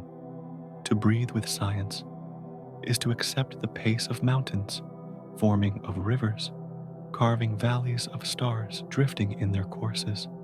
Nothing comes quickly in the cosmos, and so the work of reaching Mars too follows the rhythm of long breaths, inhaled slowly, exhaled even more slowly, like a lullaby stretched across generations. Patience is not absence, it is presence softened, like the dim light of dawn spreading before the sun, like shadows lengthening before night. The scientists and engineers who watch their probes vanish into silence are not halted by despair. They pause, they listen, they adjust, and then they begin again. Their patience is the still water into which every ripple of progress falls, widening gently, carrying forward what was learned. The nature of patience is that it does not seek climax. It does not demand quick reward. It holds quietly, like lungs filled with air, waiting for the right moment to release. And when released, the breath does not end. It only begins another cycle, returning again and again, steady, calm, inevitable. So too does science breathe, each attempt rising, pausing, falling, then rising once more, without haste, without end.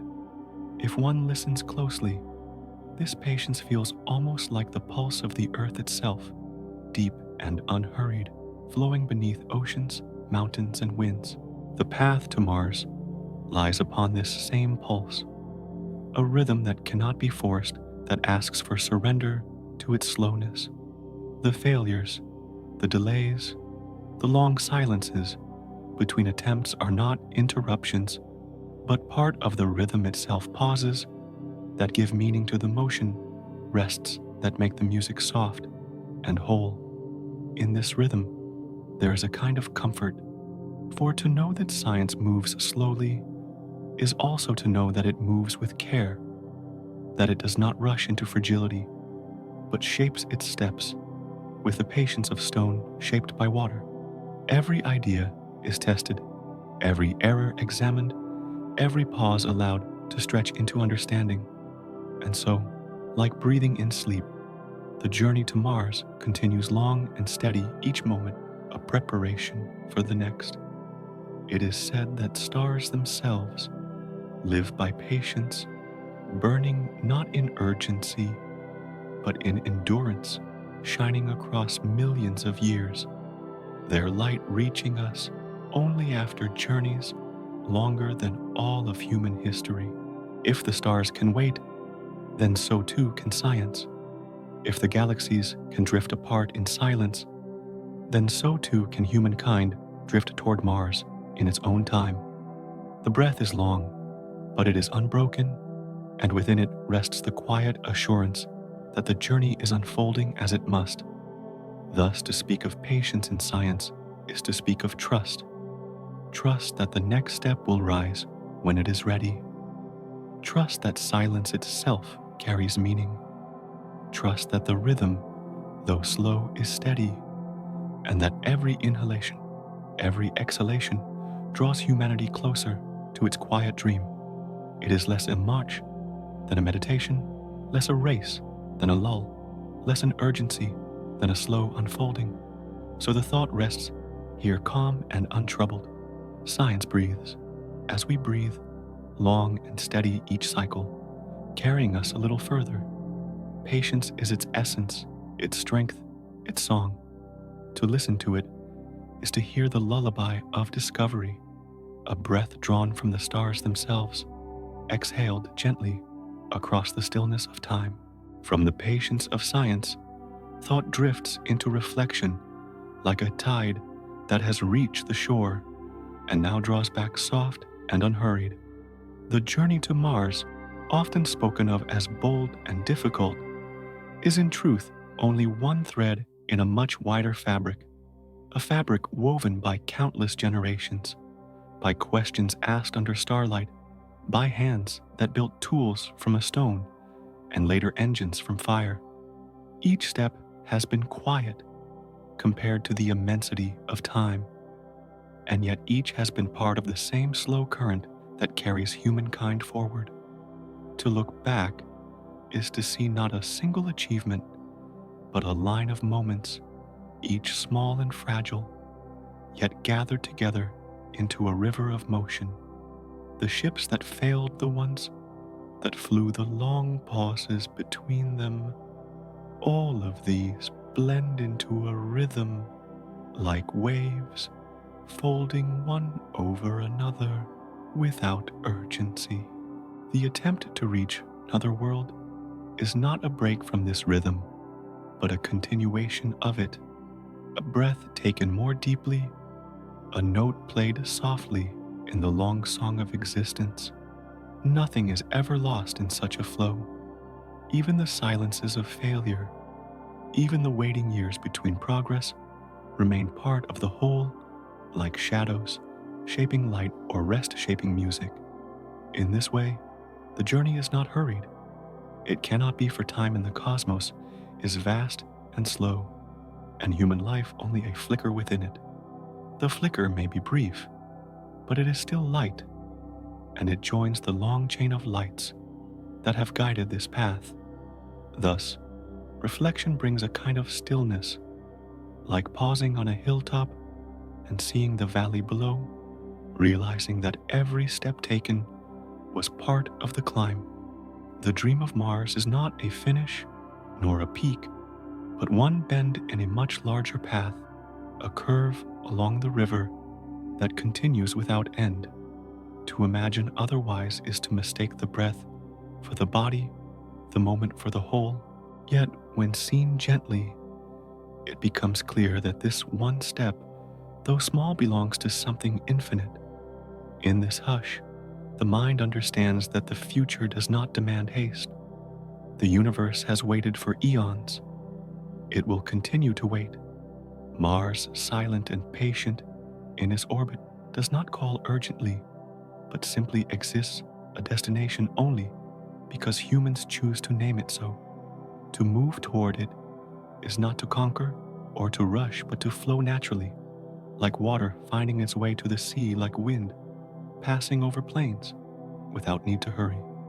Even the idea of progress softens in this view.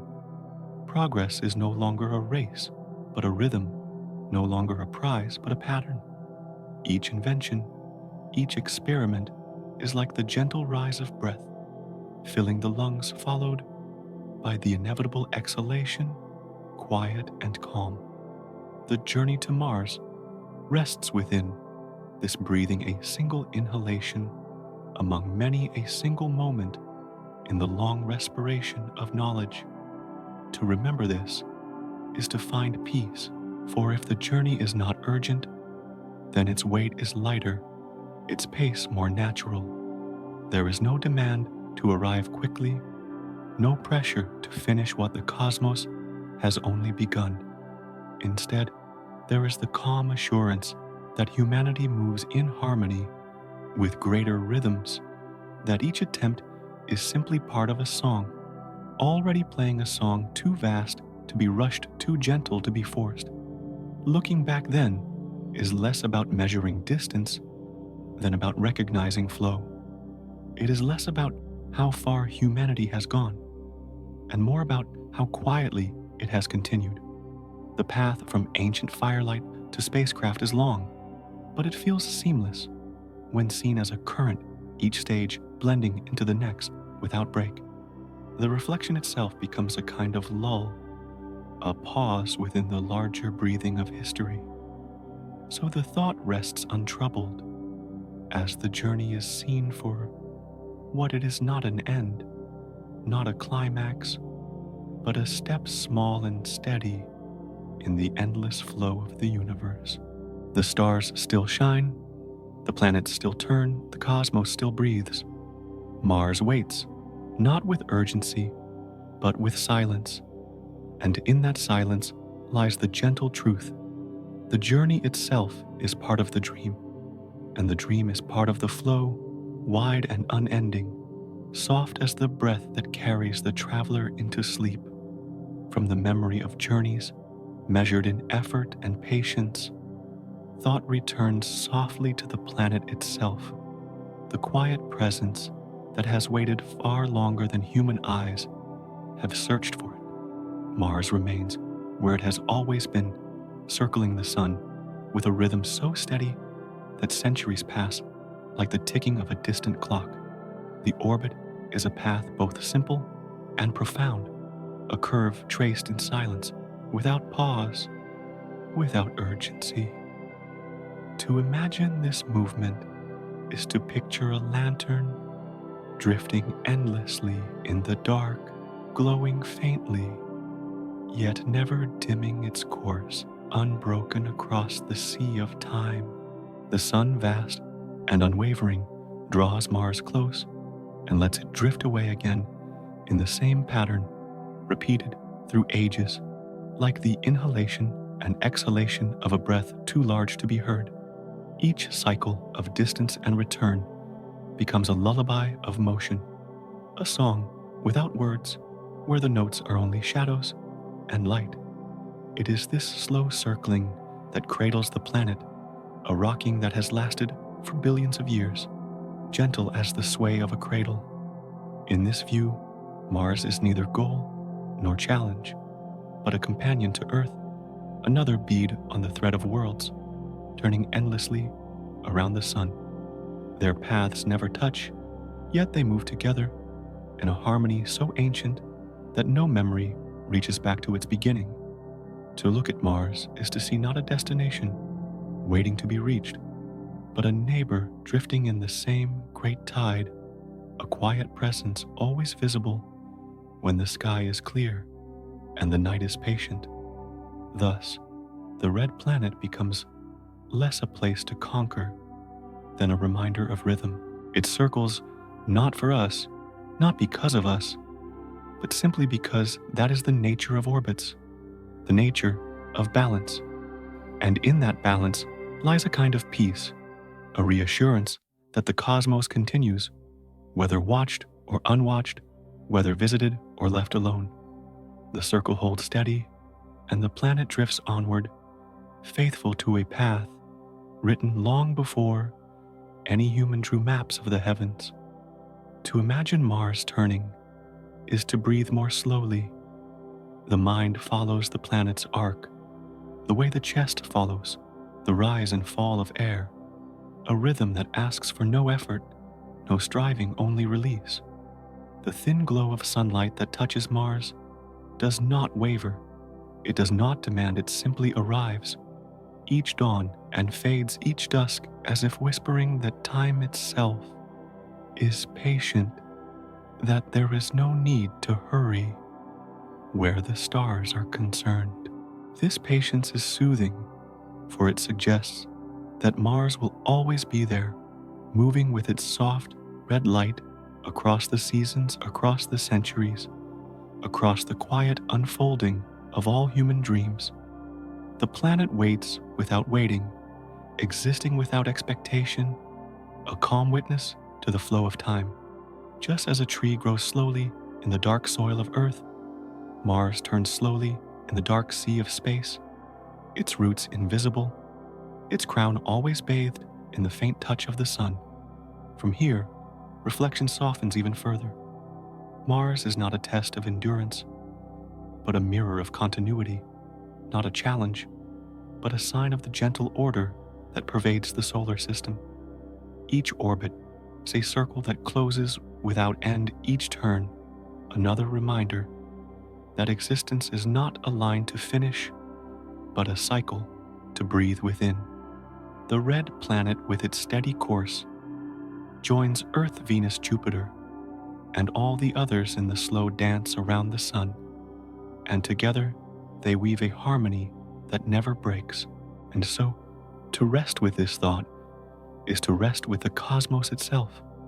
Mars turns, the sun burns, the night stretches across the sky. Nothing hurries, nothing demands. There is only the great silence, the endless breathing of the universe, and within it, the quiet reassurance that Mars will always be there, turning softly, carrying its light across the darkness, patient as time, gentle as sleep. From the quiet certainty that Mars continues its orbit, thought drifts naturally toward the gaze that has so often followed it from Earth. For as long as there have been clear nights, eyes have lifted, searching for the faint red glow that lingers above the horizon, a glow that is neither loud nor bright, but steady enough to stir curiosity. In the stillness of deserts, on mountain tops, or across seas, generations have looked upward, finding Mars among the stars like a coal that never fades. The planet has become more than a light. It is a companion for dreamers, a reminder that beyond the limits of Earth, there is always another shore. This simple act of looking, repeated without haste over centuries, has been the first step in every journey, a journey that begins not with engines or machines, but with patience and wonder. From this patient wonder came the first fragile vessels, small machines launched gently into the night, carried by the quiet strength of rockets that left trails of fire only for a moment before fading into silence. These ships, delicate as seeds, carried by wind, have crossed the Gulf, with steady persistence drifting through months of emptiness to reach a world they could only touch for a brief while. Each probe, each lander, is like a message in a bottle set upon the sea of space. Some arrive, some fall, some are lost in the vastness, yet each one carries the same whisper that humanity longs to reach beyond itself. To picture these vessels is to imagine tiny lanterns set afloat, their light invisible to the eye, yet glowing softly in the mind, a testimony that the desire to know is as steady as the stars. The machines that survive the journey rest on the Martian soil with quiet humility. They do not speak loudly. They do not move with haste. They wait, they observe, they gather fragments of dust and light as if listening to the planet's long silence and sending back gentle echoes across the void. To Earth, these echoes arrive as faint signals, pulses of energy traveling through the dark, carrying stories. of valleys, winds, and skies touched by a pale sun. In this hush, technology becomes less a tool of conquest and more a bridge of listening.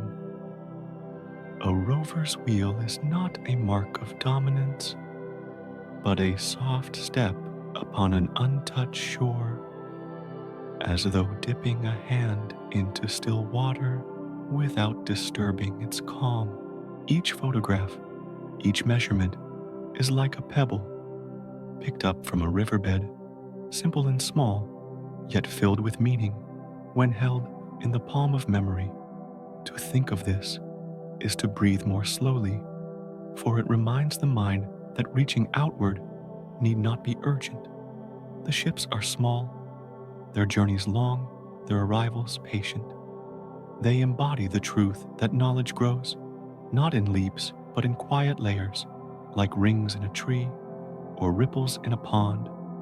Mars receives them without resistance, simply letting them rest as the sky lets birds pass or the sea lets driftwood float.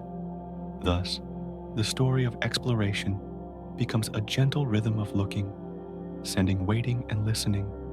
Each cycle repeats, not hurried, not forced, but steady, echoing the orbit of Mars itself. Humanity continues to send its small ships, and Mars continues to circle the sun, and in this slow exchange lies a harmony, fragile but enduring, like two voices humming across a distance that neither fears nor shortens. To close the eyes with this thought is to feel both the distance and the closeness, the distance of millions of kilometers, and the closeness of knowing that across that gulf, a message has been sent, received, and returned. It is a reminder that curiosity is not a storm, but a tide, moving slowly, shaping shores over ages, guided not by urgency, but by patience. And so, humanity still looks up, quietly, steadily, sending out its small ships like sighs into the dark, knowing that even if each one is fragile, the act itself is enduring. Mars waits, the sun burns, and between them, little vessels drift like seeds in the wind, carrying dreams as light as sleep, as soft as breath, as endless as time. From the quiet rhythm of small ships drifting outward, the thought turns gently to the dream that guides them, a dream older than any machine, older even than the names written in books.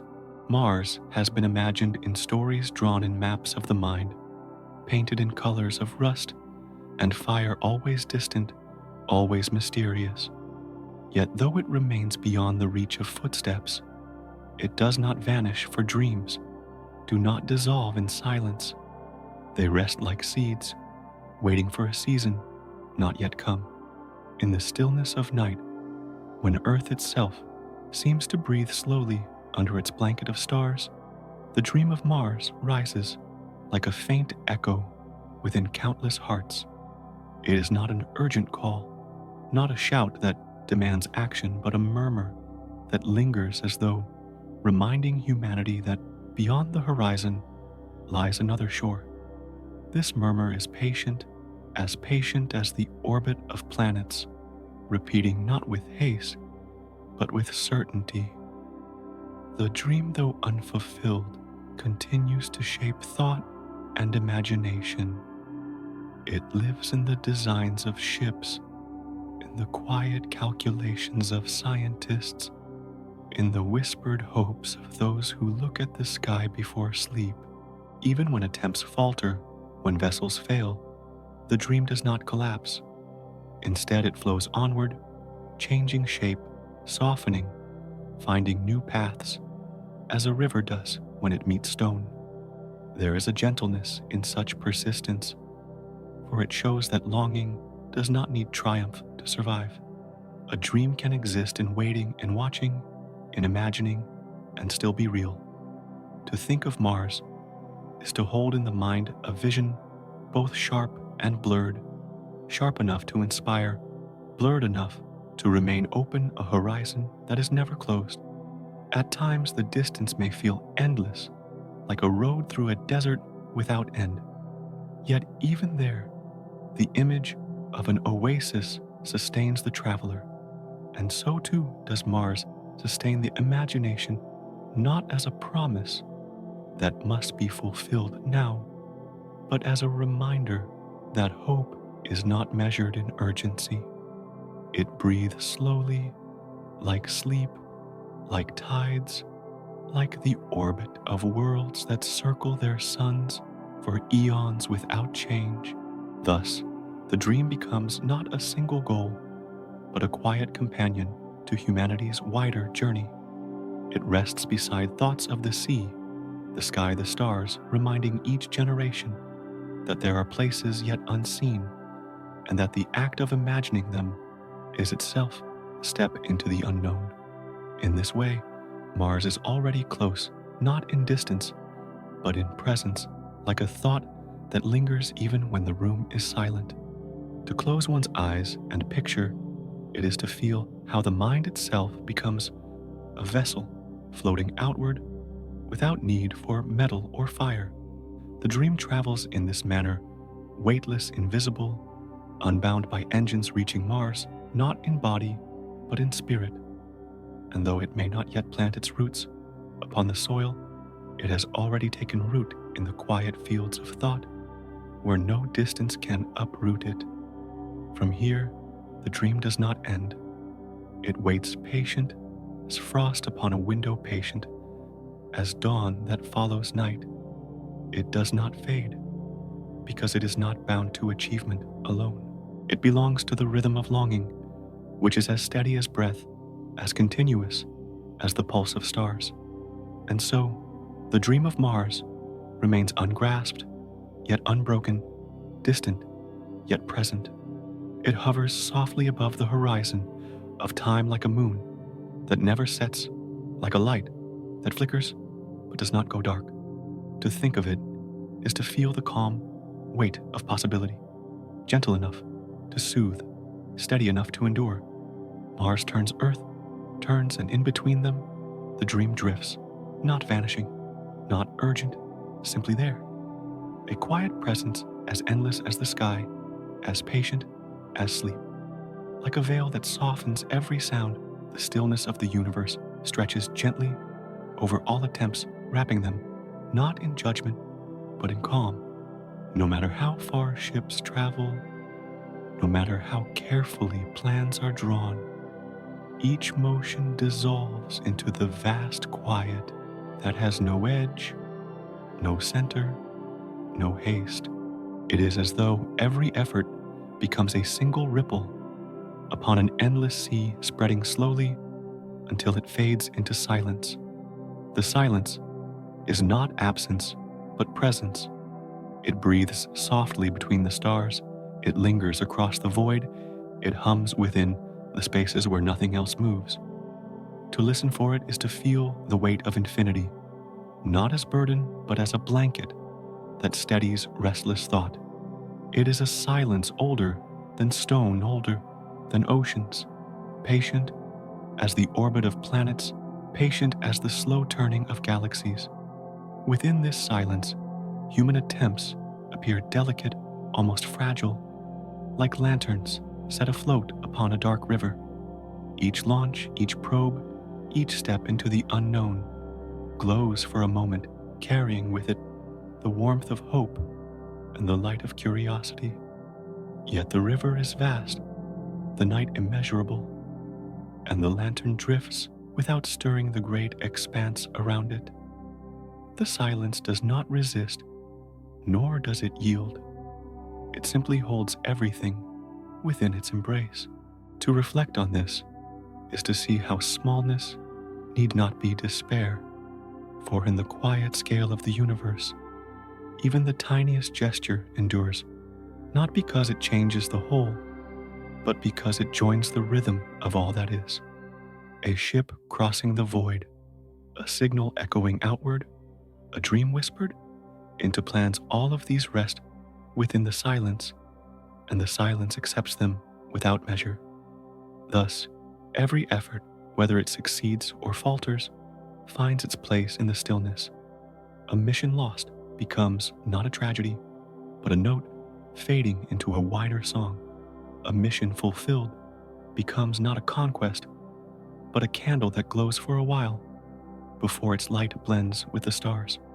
The universe is not altered by these things, yet the heart is, and that is enough. In this way, the silence teaches without words. It shows that striving is part of being, but that striving is not all. What endures is not only the reaching, but the rhythm of existing within a space so vast it cannot be crossed. To breathe within this truth is to understand patience, to feel how each moment is already whole, already complete. Even as scientists and dreamers design new paths, the stillness remains. It is not hurried by invention, nor shaken by ambition. It flows on steady as tides that rise and fall without end, steady as the darkness that enfolds stars without dimming their glow. Every effort is small against it, yet every effort is also safe within it, for nothing can escape the embrace of silence. This silence does not erase, it holds. It keeps the memory of ships that fell quiet, of signals that no longer return, of hopes that once rose like sparks. Nothing is truly gone, for within the stillness, all traces linger, softened, dissolved, folded into the wider calm.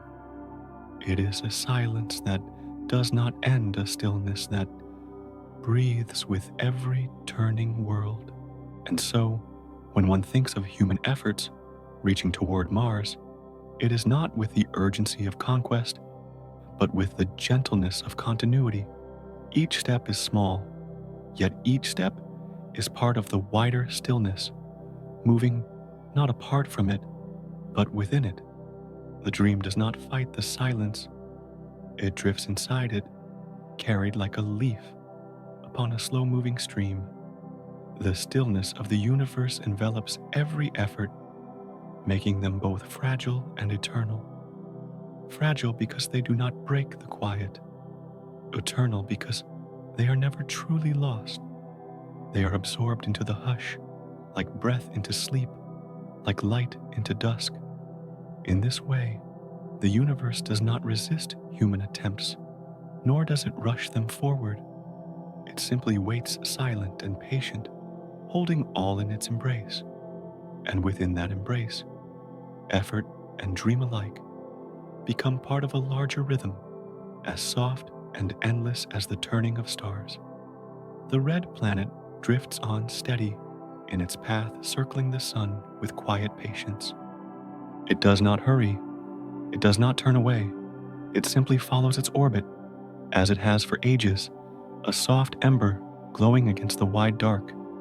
To watch it is to feel time stretch, not rushing forward, but breathing slowly, evenly, like the rise and fall of a chest in sleep. Mars does not vanish when eyes close, nor does it fade when voices fall silent.